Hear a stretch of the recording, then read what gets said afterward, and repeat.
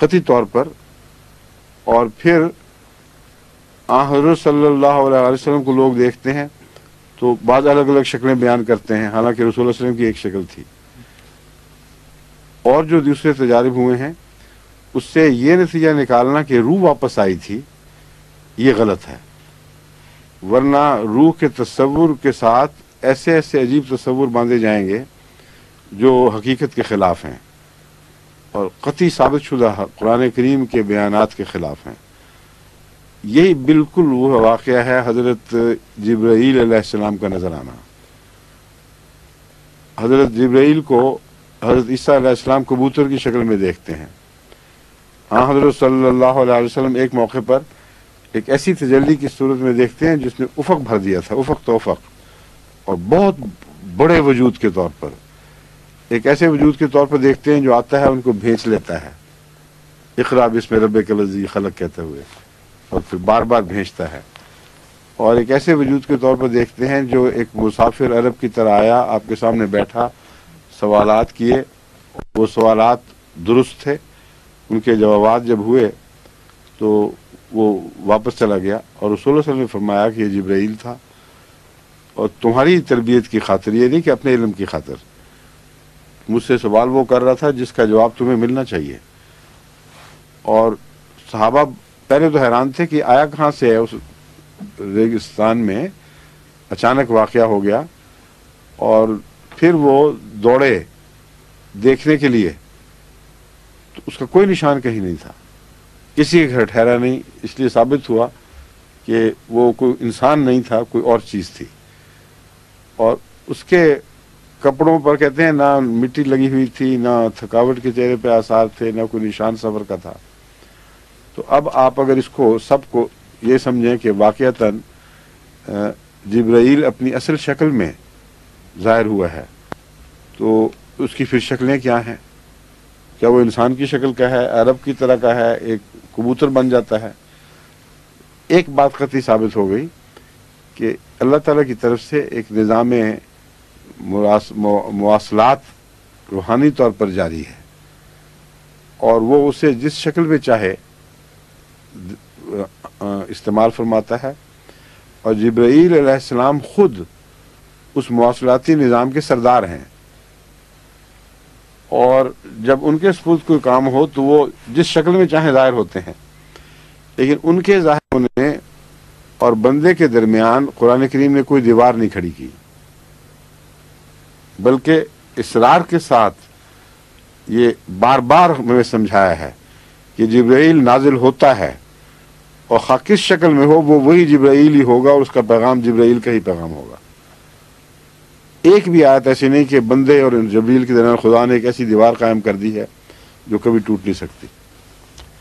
لیکن جو مر کر خدا کے حضور حاضر ہو جاتے ہیں ان کے متعلق فرمایا کہ وہ کہیں گے کہ ہمیں واپس کر دے، تو وہ ان کو کہا جائے گا یہ نہیں ہو سکتا.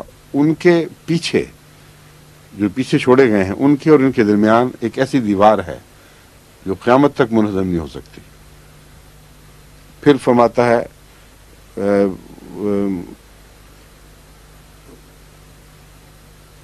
کم الفاظ کہتے ہیں اہلکناہا حرام علی قریۃ اہلکناہا انہم الیہا لا یرجعون. قریۃ سے مراد بستی نہیں صرف بلکہ اہل بستی. سارے قرآن کریم میں یہ محاورہ استعمال ہوا ہے کہ ایک اہل بستی کے لیے یہ حرام قرار دے دیا ہم نے. اس میں نیک و بد سب شامل ہیں کہ جب ہم ایک دفعہ ان کو ختم مار دیں، اس دنیا میں ختم کر دیں، کہ دوبارہ وہ کبھی لوٹ کے واپس نہیں آئیں گے. اس لیے یہ کہنا کہ کچھ نشان ملتے ہیں ان کے پیچھے قدموں کے نشان، اگر ان کو آپ حقیقی سمجھنے کی وجہ سے اس کو حقیقی سمجھیں تو وہی دقتیں پیدا ہوں گی جو میں بیان کر چکا ہوں. روحوں کی کپڑے پہننا، ان کے مختلف قسم کے اپنے اسی جسم میں، اسی عمر کے جسم میں، اور بعض دفعہ چھوٹا بھی دکھائی دیتی ہیں وہ روحیں. یعنی آسفہ عمر کو ہمارے بچوں نے بھی دیکھا اور انہوں نے دیکھا، کبھی اصل عمر میں کبھی بہت چھوٹی عمر میں، تو اس کو حقیقی کیسے کہہ سکتے ہیں کہ وہ روح آئی تھی؟ تو وہ عمریں بھی بدلتی پھرتی ہے اپنی. اس لیے وہ हज़रत जिब्राईल के मुवासलाती निज़ाम का एक हिस्सा है, और अल्लाह ताला जिसे पैगाम देना चाहे उसकी अपनी ख्वाहिश और तसव्वुर के मुताबिक उस रूह को उस शक्ल में उसे दिखा देता है।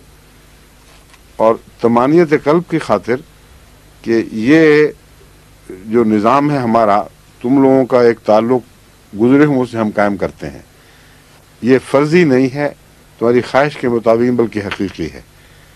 कुछ ऐसे आसार ज़ाहिर फरमा देता है जो दुनिया में हमें वो सबूत के तौर पर नज़र आते रहते हैं कि ये जो वाक़या था ये किसी ऐसे शख्स का वाक़या नहीं है जो ला इल्म हो, क्योंकि उन बातों का इल्म बाज़ दफ़ा साबित होता है कि सिर्फ उस शख्स को था जो आया है, और जिसने देखा है उसको इल्म नहीं था।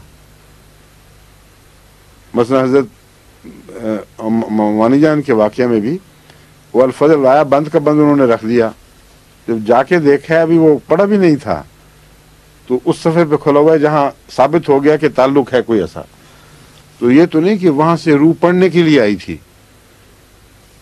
अगर रूह माना जाए तो फिर वो मादी आंखों से देखती भी है और उसका फोकस उसी तरह होता है, और वो उसके बगैर उसको पता नहीं चलता। ये सारी बातें बच्चेगाना तवाहमात की तरफ ले जाएंगी, जिनमें कुछ भी हकीकत नहीं, सिवाय इसके कि उसे कश्फ माना जाए, और ऐसा कश्फ जो नफ्स की हिजान के नतीजे में पैदा ना हो, बल्कि अल्लाह ताला के दिमाग और इंसानी क़ुव्वत पर तसर्रुफ़ के नतीजे में पैदा हो, ऐसा कश्फ माना जाए। उसके सिवा कोई हल नहीं है इसका। बस वो सारे वाक़यात जो ख्वाबों से हों, ताल्लुक़ रखते हों या कशूफ़ से, अगर उनमें सच्चाई के आसार हैं तो यही नतीजा निकलेगा कि अल्लाह ताला ने अपने तसर्रुफ़ से इंसान को जो सलाहियतें बख्शी हैं उन पर कब्ज़ा किया है, और उनके ज़रिए फिर ये नज़ारे दिखाए हैं, और अपने वजूद के सबूत के तौर पर उनकी सच्चाई की इलामतें उन नज़ारों में साथ शामिल फरमा दी हैं। ठीक है। और हुज़ूर अफ़गानिस्तान के बारे में एक सवाल है कि हज़रत मसीह मौऊद अलैहिस्सलाम ने फरमाया कि ए काबुल की ज़मीन तू गवाह रह कि तेरे पर सख्त जुर्म का इर्तिकाब किया गया, ए बदकिस्मत ज़मीन तू खुदा की नज़र से गिर गई। इसको आप ज़रा इसके सामने पढ़ें, हो सकता है आपकी आवाज़ नहीं आ रही हो। हाँ, ऊँची आवाज़ में। हज़रत मसीह मौऊद अलैहिस्सलाम ने तज़किरतुश शहादतैन, ये सफ़ा की रेफरेंस है, फरमाया ए काबुल की ज़मीन तू गवाह रह कि तेरे पर सख्त जुर्म का इर्तिकाब किया गया, ए बदकिस्मत ज़मीन तू खुदा की नज़र से गिर गई कि तू इस जुल्म अज़ीम की जगह है। इसी सफ़ा पर हज़रत मसीह मौऊद अलैहिस्सलाम ने यह भी फरमाया है, लेकिन इस खून में बहुत बरक़ात हैं कि बाद में ज़ाहिर होंगे, और काबुल की ज़मीन देख लेगी कि ये खून कैसे कैसे फल लाएगा। तो सवाल ये है हुजूर के अंजार का पहलू तो जो इसमें है वो तो इंजार का जो पहलू है वो तो बड़ी शान से पूरा हुआ है और हो रहा है, लेकिन हैबत से पूरा हुआ है, हैबत से जी। और ये जो बरक़ात की इसमें बिशारत है, इसमें क्या अफ़गानिस्तान का भी हिस्सा है, और वो किस जो जिसके मुतालिक खुशखबरी है उसका हिस्सा नहीं होगा तो क्या होगा फिर? हज़रत साहिबजादा अब्दुल लतीफ़ शहीद खुद अफ़गान थे, और अफ़गान आज़ादी का एक ऐसा सिंबल थे कि जिसकी मिसाल दूसरी कौमों में शाज़ के तौर पर आपको दिखाई देगी, मगर जो अंदरूनी शान है जो खुदा ने गवाही दी वो ये है कि ऐसी मिसाल दुनियावी कौमों की ज़िंदगी में दिखाई नहीं देती। और उन्होंने जिस सरबुलंदी से कुर्बानियाँ दी हैं और आँखों में आँखें डालकर शहादत की तरफ बढ़े हैं खुद कामिल यकीन के साथ, और जानते थे क्या क्या तकलीफ़ें दी जाती हैं इन लोगों को शहादत से पहले। तो वो जो इखलास का एक ख़ास मर्तबा है वो उसने सारी अफ़गान कौम को मुअज़्ज़ज़ भी किया है जहाँ मुखालफों को ज़लील कर दिया। तो इसके दोनों पहलू को पेश नज़र रखना चाहिए। हज़रत मसीह सल्लल्लाहु की पेशगोई लाजिमन अल्लाह ताला की तरफ से एक खुशखबरी के तौर पर ज़ाहिर हुई है, वरना जिस तरह हज़रत मसीह को तकलीफ़ थी